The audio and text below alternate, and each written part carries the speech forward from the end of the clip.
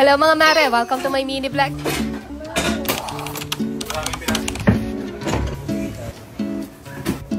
Magandang araw mga mare, another day, another buhay nanay serye. Kaya tara at samahan niyo muna ulit ako sa mga ganap ko ngayong araw. Pangatlong araw na nga ngayon, na-cancel ang pasok ng mga bata dahil panay-panay pa rin talaga ang pag-ulan dito sa amin. Nagayak na nga sana ang mga bata sa pagpasok kanina pero bigla ngang nag-announce na walang pasok. Kaya yun at natulog na lang muna ulit kami. At pagkagising naman nga namin, eto, diretso na rin ako kagad nag-asikaso ng kakainin namin.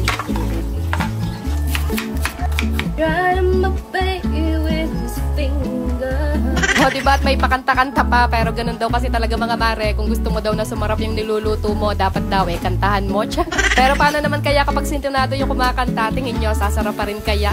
Anyway, magluluto pala ako ngayon ng putsero at ayan, pinapula ko lang muna tong baboy dito sa kawali. At nung medyo mapula na yung baboy, inilagay ko na rin yung kamatis, bawang at sibuyas, tapos ginisa-gisa ko lang. Then dinimplahan ko lang ng patis, tsaka paminta at naglagay lang din ako ng isang pirasong pork cubes para maging mas malasa siya. Tapos saka ko naman binuhusan ng tubig at sinimmer ko lang yan ng mga 10 minutes. After 10 minutes, nilagay ko na rin tong 2 pack na tomato sauce na meron pang nakasulat na presyo dahil sa tindahan ko lang yan nabilis. Tinakpan ko lang ulit at pakukuluan ko lang yan dyan ng mga ilang minuto or hanggang sa tuluyan ng lumambot yung baboy. At habang hinihintay ko pa nga na lumambot yung karne, pinrepare ko lang din muna tong mga ipang sasahog ko. Nilaga talaga dapat yung gagawin kong luto dito mga mare, pero bigla ko nga naisipan na gawin na lang putsero. Kaya hindi ko talaga mapanindigan yung paggawa ng meal plan dahil hindi ko talaga siya nasusunod. Minsan kasi biglang nagre-request ng ibang luto yung mga bata tsaka yung asawa ko, kaya yun at bigla-biglang nag-iiba yung plano. Kaya kung ano na lang yung cravings namin na ulam, yun na lang yung niluluto ko. So ayun at na-prepare ko na nga lahat yung mga sangka pero hindi pa rin masyadong malambot yung baboy kaya naglinis-linis na lang din muna ako dito. Ang dami ko na naman ngang natambak na parcel dito kaya tambak na naman nga uli ang trabaho ko. At eto nga makalipas ang ilang minuto ay lumambot na rin yung baboy kaya nilagay ko na rin yung pinirito kong saba kanina tsaka carrots. Tinakpan ko lang muna ulit saglit hanggang sa tuluyang lumambot yung carrots at pagkatapos ay nilagay ko na rin yung repolyo tsaka itong beans. Naglagay lang din pala ako dyan ng konting asukal kanina pambalansin ng lasa at eto naluto na nga ang putsero ni Maring Rodalyn.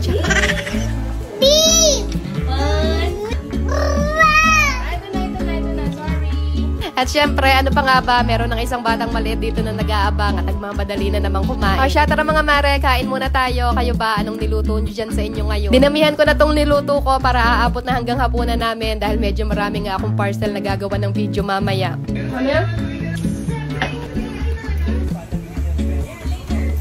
Pagkatapos naman namin kumain, naligo na rin muna ako dahil kanina pa talaga ako nangangamoy ginisa.